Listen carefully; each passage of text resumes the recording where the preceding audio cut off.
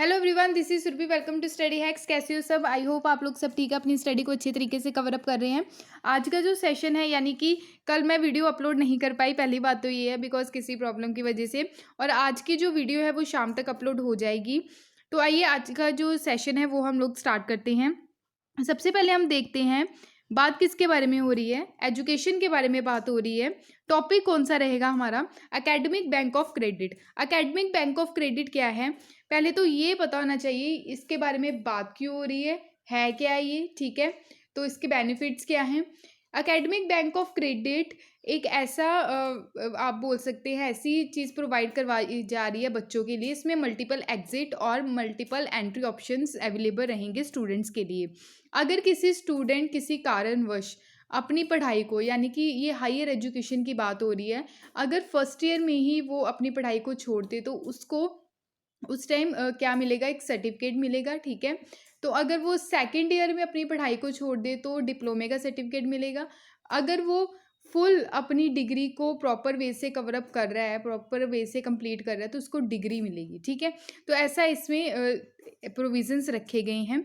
तो academic bank of credit जो propose किया गया है, किसके अंडर किया गया है? नेशनल एजुकेशन पॉलिसी 2020 के अंडर। सेटअप किसके द्वारा किया गया है? यूनिवर्सिटी ग्रांट कमीशन के अंडर। स्टूडेंट्स के लिए मल्टीपल एंट्री और मल्टीपल एग्जिट ऑप्शंस अवेलेबल रहेंगे इसमें। स्टूडेंट्स अगर क्या करते हैं, leave a degree of course, ठीक है। तो अगर वो अपने कोर्स को पूरा प्रॉपर ये क्या करते हैं, कवर करते हैं, तो स्टूडेंट्स को क्या मिलेगी? डिग्री मिलेगी, ठीक है। कॉरेस्पॉन्डिंग सर्टिफिकेट वो लेने में सक्षम रहेंगे। अगर बच्चा रीज्वाइन कर लेता है अपनी स्टडीज़ को आफ्टर कुछ टाइम पीरियड के बाद, तो वो क्या कर सकता है? अपनी स्टडी को फिर से कंटिन्यू कर सकता है, ठीक है। तो बच्चों के लिए, स्टूडेंट्स के लिए एक फ्लेक्सिबिलिटी यहाँ पे प्रोवाइड करवाई जा रही है बिटवीन इंस्टीट्यूशंस, ठीक है। 1 डिग्री और लीव अ कोर्स, ओके। तो ये वर्क कैसे करेगा? ये जो एकेडमिक बैंक ऑफ क्रेडिट है, ये बच्चों बच्चों का क्या करेगा? रिकॉर्ड रखेगा, ठीक है। तो इसमें रिकॉर्ड रखने के लिए चाहे वो यूनिवर्सिटी हो चाहे कॉलेज हो, उसको इसमें एकेडमिक बैंक ऑफ क्रेडिट में अपना रजिस्ट्रेशन करवाना ज़रूरी है, किसी भी कॉलेज और इंस्टीट्यूशन को। तो एकेडमिक बैंक ऑफ क्रेडिट जो है ये क्या करेगा? हर एक स्टूडेंट का रिकॉर्ड रखेगा कि वो कब छोड़ रहा है, कब एंट्री कर रहा है फिर से स्टडी में, कौन कौन से बच्चे जो हैं वो पूरी डिग्री कंप्लीट कर रहे हैं। ये सारी चीज़ें यहाँ पे रहेंगी, okay. It will not accept any credit course document directly from the students for any course they might be pursuing. Only ये higher education institutions के लिए है, okay. जो बच्चे डिपॉजिट करे, जो स्टूडेंट्स हैं, ठीक है, जिनका जो अकाउंट है वो कहाँ पे रजिस्टर है? एकेडमिक बैंक ऑफ क्रेडिट में, ठीक है। तो ओनली ये हायर एजुकेशन इंस्टीट्यूशंस के लिए है, जो स्कूल लेवल पे स्टडी है उसके लिए नहीं है। आई होप आपको इतनी चीज़ क्लियर हुई होगी। मिनिस्ट्री ऑफ ह्यूमन रिसोर्सेज जो है उसको, यानी कि मिनिस्ट्री ऑफ एजुकेशन बनाया गया जब हमारी कंट्री में नेशनल एजुकेशन पॉलिसी आई 2020 में। तो ये थर्ड नेशनल एजुकेशन पॉलिसी थी। यहाँ पे आप देख सकते हैं स्कूल्स के लिए 10+2, तो यहाँ पे 5+3+3+4 का कॉन्सेप्ट लाया गया। करंट जो है 10th+2 स्ट्रक्चर जो है, पॉलिसी जो कवर की जाएगी schooling from 1st to 10th, जो एज रहती है 6 to 16, ठीक है। क्लास 11 to 12 एज रहती है 16 to 18, ठीक है। Give away 5 years foundation course इसमें देखने को मिलेगा, इसलिए इसका जो फर्स्ट पर्पस है 5, ठीक है। तो इसमें 5 years का फाउंडेशन कोर्स है। तो 3 of preparatory and 3 of middle and 4 years for secondary school के लिए है, ठीक है।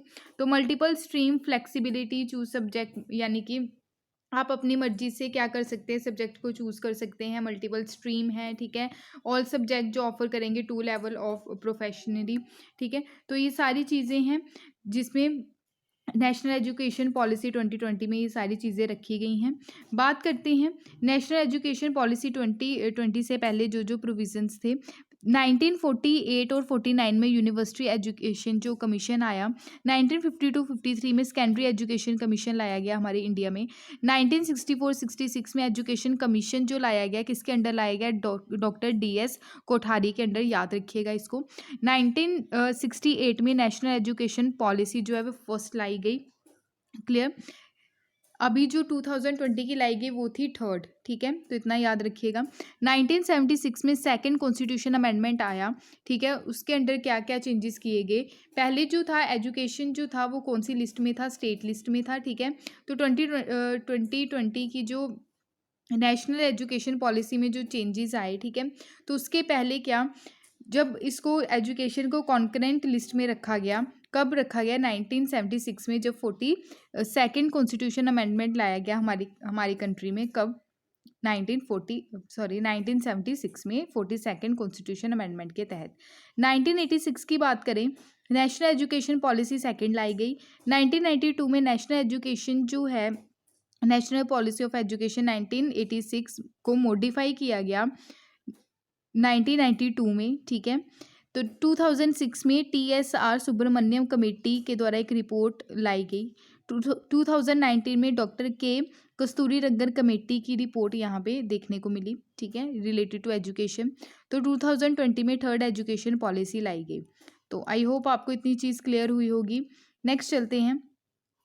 काफ़ी ज़्यादा इम्पॉर्टेंट है, कौन से राज्य से निकल के आ रही है ये न्यूज़। अगर आपको ये चेहरा अगर आपको पता है तो आप गेस कर पाएंगे कि कौन से राज्य की यहाँ पे बात हो रही है। ये बात हो रही है तेलंगाना की, ठीक है। तो दलित बंधु स्कीम जो फ्लैगशिप प्रोग्राम है तेलंगाना गवर्नमेंट का, तो लेटेस्ट अभी जो देखने को मिला ये प्रोग्राम जिसका नाम है दलित बंधु, ये एक फ्लैगशिप प्रोग्राम है तेलंगाना गवर्नमेंट का। तो वेलफेयर स्कीम है ये, जो एम्पावर करेगी दलित फैमिलीज़ को। दलित बंधु जो है ये अनेबल जो प्रोग्राम है स्पेशली किसके लिए है, ये एंटरप्रेन्योरशिप जो है अमंग दलित थ्रू डायरेक्ट बेनिफिट ट्रांसफ़र किया जाएगा इनके बैंक अकाउंट में 10 लाख पर फैमिली, ठीक है। तो ये जो है ये बिगेस्ट कैश ट्रांसफ़र स्कीम है हमारी कंट्री की, जिसका नाम है दलित बंधु स्कीम। ये प्रमोट करेगा दलित एंटरप्रेन्योरशिप जो है। गवर्नमेंट डिसाइड करेगी यहाँ पे कि इस सिस्टम को कैसे लेके चलना है, जो रिजर्वेशन रहेगी फॉर दलित्स के लिए पर्टिकुलर एक सेक्टर में, तो गवर्नमेंट के द्वारा एक लाइसेंस भी इशू किया जाएगा। इंक्लूड रहेगा यहाँ पे wine shop, medical shop, fertiliser shop, rice mills etcetera. इसी के साथ साथ मॉनेटरी असिस्टेंस भी दिया जाएगा गवर्नमेंट की तरफ से। गवर्नमेंट के द्वारा प्लान किया जा रहा है कि कैसे कॉपस यानी कि चीज़ों को कैसे लेके चलना है। एक फ़ंड क्रिएट किया जाएगा जिसका नाम है दलित सिक्योरिटी फ़ंड। परमानेंटली ये देखने को मिलेगा फ़ंड जो सपोर्ट करेगा बेनिफिशरी, देखने को मिलेगा, ठीक है, सपोर्ट टू द बेनिफिशरी। तो एनी एडवर्टाइजिंग जो चीज़ें रहेंगी, फ़ंड जो है ये मैनेज किसके द्वारा किया जाएगा, जो डिस्ट्रिक्ट कलेक्टर है उसके उनके द्वारा ये फ़ंड को मैनेज किया जाएगा, और जो बेनिफिशरी जो कमेटी रहेगी उनके साथ मिलके, ठीक है। तो ये काफ़ी इंपॉर्टेंट स्कीम है दलित बंधु स्कीम। कौन सी गवर्नमेंट की है, स्टेट गवर्नमेंट की, तेलंगाना स्टेट गवर्नमेंट की है, याद रखिएगा इसको। तो यहाँ पे भी आप देख सकते हैं, ठीक है, 1500 to 2000 करोड़ जो है स्पेंड करेंगे ऑल एलिजिबल जो दलित फैमिलीज हैं, ठीक है। हुजूराबाद ये तेलंगाना में है, ठीक है। 1200 करोड़ ऑलरेडी एलोकेट किए गए हैं स्कीम के अंडर, तो 118 कॉन्स्टिट्यूंसी जो हैं वो रिमेनिंग है, ठीक है। 10 लाख पर यूनिट यानी कि फाइनेंशियल जो असिस्टेंट सहायता प्रोवाइड करवाई जाएगी, ठीक है, विदाउट एनी बैंक गारंटी। तो ये काफ़ी ज़्यादा इंपॉर्टेंट है, ये एक पायलट स्कीम है ये, तो तेलंगाना गवर्नमेंट के द्वारा काफ़ी अच्छा इनिशिएटिव लाया गया है। नेक्स्ट चलते हैं। अगर तेलंगाना की हम बात करें, 2014 में इसको आंध्र प्रदेश से अलग किया गया था। 2014 में कैपिटल इसकी हैदराबाद है, governor Tamil Sai, chief minister के चंद्रशेखर राव, याद रखिएगा। नेक्स्ट है पंडित दीनदयाल उपाध्याय उन्नत कृषि शिक्षा योजना। पंडित दीनदयाल उपाध्याय जो है उन्नत कृषि शिक्षा योजना 108 ट्रेनिंग प्रोग्राम जिसमें ऑर्गेनाइज करवाए गए हैं। Overall 24 states plus union territory इसके अंडर कवर की गई हैं स्कीम के अंडर। ये स्कीम जो है लॉन्च कब की गई, 2016 में लॉन्च की गई, टू डेवलप, ताकि डेवलप की जा सके जो ह्यूमन रिसोर्सेज है, स्पेशली जो ऑर्गेनिक फार्मिंग के लिए, नेचुरल फार्मिंग के लिए, को बेस्ड जो इकोनॉमी है, ठीक है, उसके लिए। तो इन्वायरमेंट सस्टेन कैसे करके रखना, और सॉइल हेल्थ जो कंडीशन है उसको कैसे सही तरीके से लेके चलना है, ये जो इम्प्लीमेंट की गई बाय द एजुकेशन विंग, कौन, Indian council of agriculture research. Objective क्या है, कैसे बिल्डअप करना है स्किल, लोगों में जैसे फार्मर्स में स्किल जो है वो कैसे बिल्डअप करनी है, स्पेशली ह्यूमन रिसोर्सेज के लिए विलेज लेवल पे, ग्राउंड लेवल पे कैसे चीज़ों को लेके चलना है, डेवलपमेंट करना ऑर्गेनिक फार्मिंग का और सस्टेनेबल एग्रीकल्चर का।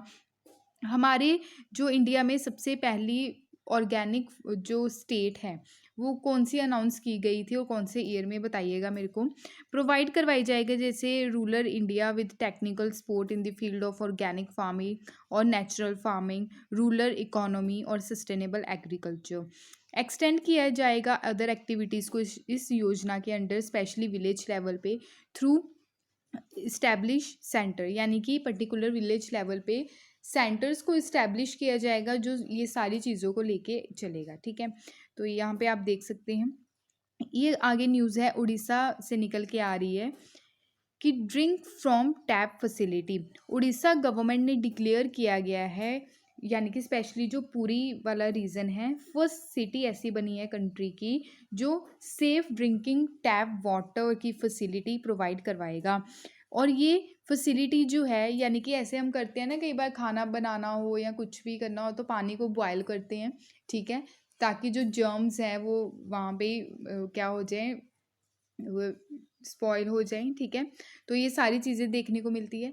तो पूरी जो है उड़ीसा में जो पर्टिकुलर रीजन है, तो इसमें क्या रहेगा, जो टैप वाटर है वो डायरेक्टली हम कंज्यूम कर सकते हैं बिना बॉयल किए हुए। ठीक है, तो ऐसा देखने को मिल रहा है। तो अंडर दिस अगर देखें तो टैप सूजल मिशन के अंडर ये सारी चीज़ें रखी गई हैं।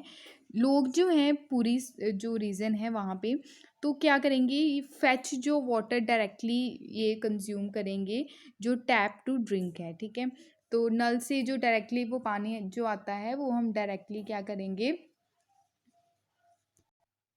तो हम डायरेक्टली क्या करेंगे, इसको कंज्यूम करेंगे। कोई स्टोरेज की ज़रूरत नहीं है, फ़िल्टर करने की ज़रूरत नहीं है टैप वाटर को। और ये जो टैप वाटर है ये अवेलेबल रहेगा 24 आवर्स। ठीक है, 24/7। बेनिफिट क्या है, इससे एलिमिनेट क्या होगा, जो 3 करोड़ जो प्लास्टिक वाटर बॉटल्स हैं उसका जो एलिमिनेशन देखने को मिलेगा पर्टिकुलर स्टेट में। तो ये काफ़ी ज़्यादा अच्छा है। ठीक है, जैसे हमने माइक्रो प्लास्टिक की भी हमने बात की थी। माइक्रो प्लास्टिक जो है वो इनविजिबल रहते हैं, कई बार हमें दिखते भी नहीं है, जो हमारी बॉडी में, एनिमल्स की बॉडी में, ह्यूमंस की बॉडी में चले जाते हैं। तो काफ़ी ज़्यादा जो बीमारी हैं वो क्या करते हैं, ग्रो अप करते हैं किसी पर्टिकुलर ह्यूमन की बॉडी में या फिर एनिमल की बॉडी में। ठीक है, तो इससे क्या होगा, 3 करोड़ जो प्लास्टिक वाटर बॉटल्स हैं वो एलिमिनेट होगी। और साथ ही साथ क्या होगा, नियरली 400 टन जो प्लास्टिक वेस्ट है वो क्या होगा, वो कम होगा। ओके, अगर सूजल मिशन की बात करें, स्टार्ट कब किया गया, 13 अक्टूबर 2020 में। इंश्योर किया जाता है इसके अंडर जो क्वालिटी है टैप ड्रिंकिंग वाटर की, उसको कैसे सही तरीके से लेके चलना है। मोर देन 1.5 मिलियन पीपल जो हैं एंड देन 15 अर्बन एरियाज़ में इसको इम्प्लीमेंट ऑलरेडी किया गया है। ठीक है, तो आई होप आपको इतनी चीज़ क्लियर हुई होगी। बात करें अगर उड़ीसा की, उड़ीसा के जो गवर्नर है वो गणेशी लाल, कैपिटल भुवनेश्वर है और सीएम है नवीन पटनायक। ओके, तो उड़ीसा कहाँ पे आपको देखने को मिलेगा, यहाँ पे उड़ीसा है, इसको वेस्ट बंगाल, झारखंड, छत्तीसगढ़ और आंध्र प्रदेश टच करता है। यहाँ पे क्या है, बे ऑफ बंगाल। नेक्स्ट है, काफ़ी ज़्यादा इंपॉर्टेंट है, ये भी उड़ीसा से निकल के आ रही है, इसका नाम है खेंदू लीफ।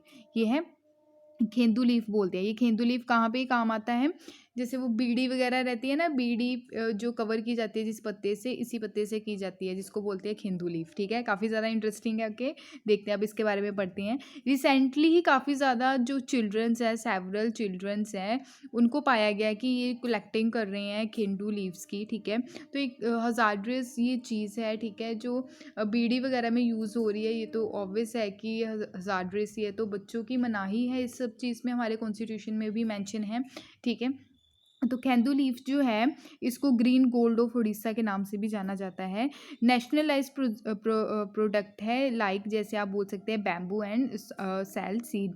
ये one of the most important है non wood forest product Orissa का। ठीक है, बोटैनिकल नेम इसका याद रखिएगा, डायोस्पायरोस एंड डायोस्पायरोस मिलोन मिलोन ऑक्सिलॉन। ठीक है, तो ये लीव्स जो है ये यूज़ की जाती है रैप बीडीज़ को, जो बीडीज़ वगैरह रहती है ना उसको रैप करने के लिए। ये and popular smoke among the locals, ठीक है। और ये लोकल जो लोग हैं वहाँ के, इसको क्या करते हैं, इसको जला के स्मोक करते हैं, ठीक है। तो ये काफ़ी ज़्यादा इंपॉर्टेंट है, ओके। तो स्टेट्स जो हैं प्रोड्यूस करने वाली जो बीड़ी लीव्स हैं, ठीक है, तो इंडिया में सबसे ज़्यादा मध्य प्रदेश में ये देखने को मिलता है। उसके बाद छत्तीसगढ़, उड़ीसा, आंध्र प्रदेश, झारखंड, गुजरात एंड महाराष्ट्र। उड़ीसा जो है ये थर्ड लार्जेस्ट प्रोड्यूसर है केंदू लीव का, after Madhya Pradesh and Chhattisgarh. Traditional medical practitioner भी इससे यूज़ की जाती हैं, जैसे टाइनी फ्रूट्स ऑफ केंदू ट्रीटमेंट किसके लिए काम आता है, ये मलेरिया के लिए, डायरिया के लिए, डिसेंट्री के लिए। लीव्स जो हैं इसको अप्लाई किया जाता है अगर बॉडी पे कट वगैरह लग जाए, वहाँ पे भी इसको यूज़ किया जाता है, ठीक है। तो केंदू लीव्स जो है ये मेजर सोर्स है फॉर ट्राइबल विलेजेस के लिए, since most prominent minor forest produce जो हैं स्टेट के। चिल्ड्रन यहाँ पे वर्क करते पाए गए केंदू लीफ जो कलेक्शन सेंटर है वहाँ पे, ठीक है। अप्रैल और मई एवरी ईयर, ठीक है, देखने को मिलती है इसकी जो खेती वगैरह रहती है। Mostly engage in plucking, drawing, collecting etcetera. Paid यानी कि बच्चों को जो है यहाँ पे काम तो करवाया जाता है बट लो वेजेस पे, ठीक है। तो children below 14 can not engage as workers, between 14 to 18 years can only be engage in non hazardous sector, ठीक है। हमारे संविधान में भी आर्टिकल जो है 24 के तहत, ठीक है, तो इस बात की गई है कि चिल्ड्रन जो है बिलो 14 वो काम नहीं करेंगे एज अ वर्कर्स। अगर 14 टू 18 ईयर्स के बीच जो बच्चा है वो ओनली अंगेज यानी कि काम कर सकता है जो नॉन हजार्डियस सेक्टर में वहाँ पे। तो ये जो सिनेरियो जो हमने देखा अभी पढ़ा, तो ये बच्चों को एक्सप्लॉइट करने का काम कर रहा है, तो ठीक है। तो हमारे संविधान के हिसाब से भी ये सारी चीज़ें देखने को मिलती हैं। नेक्स्ट है इंटेल जो कंपनी है उसके द्वारा लॉन्च किया गया है artificial intelligence for all initiative in India.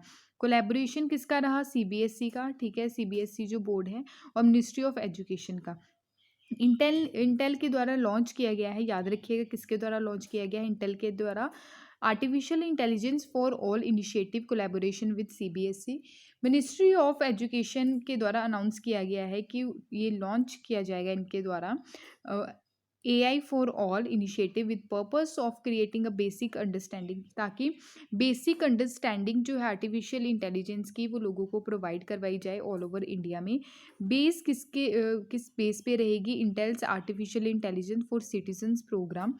Artificial intelligence for all in 4 hours self paced learning programme है ये एप्लीकेबल रहेगा स्टूडेंट के लिए, जो घर पे पेरेंट्स हैं उनके लिए, ठीक है, और सीनियर सिटीजन्स के लिए भी, और कोई भी फील्ड का हो, किसी भी प्रोफेशन का हो, उसके लिए भी ये अवेलेबल रहेगा।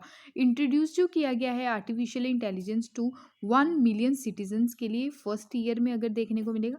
Partnership and initiative at Intel, okay. Intel की अगर बात करें, ये अमेरिकन एक multinational corporation and technology company है, ठीक है। हेडक्वार्टर इसके कैलिफोर्निया में देखने को मिलेंगे। सीईओ इसके पैट्रिक पी गेल सिंगर हैं। फाउंड इसको 1968 में किया गया यूएसए में। हेडक्वार्टर आपको बता दिए हैं। फाउंडर कौन है, गॉर्डन मूरी और रॉबर्ट नॉइसी, ओके। नेक्स्ट देखते हैं, फॉर्मर इंग्लैंड बॉलर थे, ठीक है, जिनका नाम था माइक हेनड्रिक। इनकी हाल ही में डेथ हुई है, ठीक है। तो इंग्लैंड के थे ये बॉलर। तो इनके द्वारा काफ़ी 1974 और 1981 में काफ़ी अच्छे तरीके से इनके द्वारा पार्टिसिपेट किया गया क्रिकेट में, ठीक है। तो ये फर्स्ट प्रोफेशनल कोच भी रहे हैं आयरलैंड के, ओके। याद रखिएगा जो पर्सन स्पेसिफिक न्यूज़ है उससे क्वेश्चंस आ सकते हैं, ठीक है। तो ये इंग्लैंड के हैं, इंग्लैंड के बॉलर थे।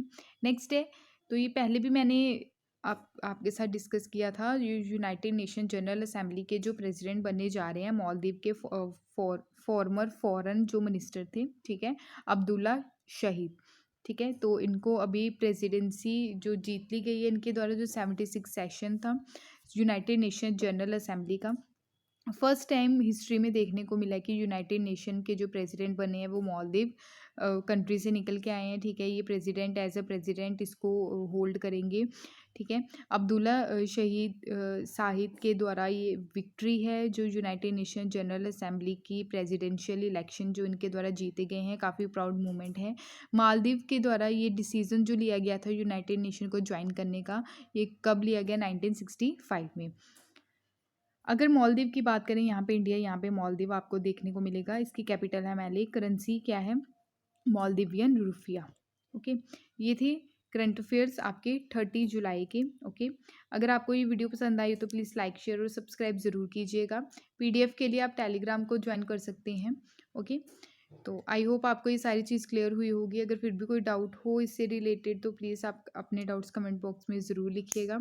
Thank you for watching my video. जय हिंद।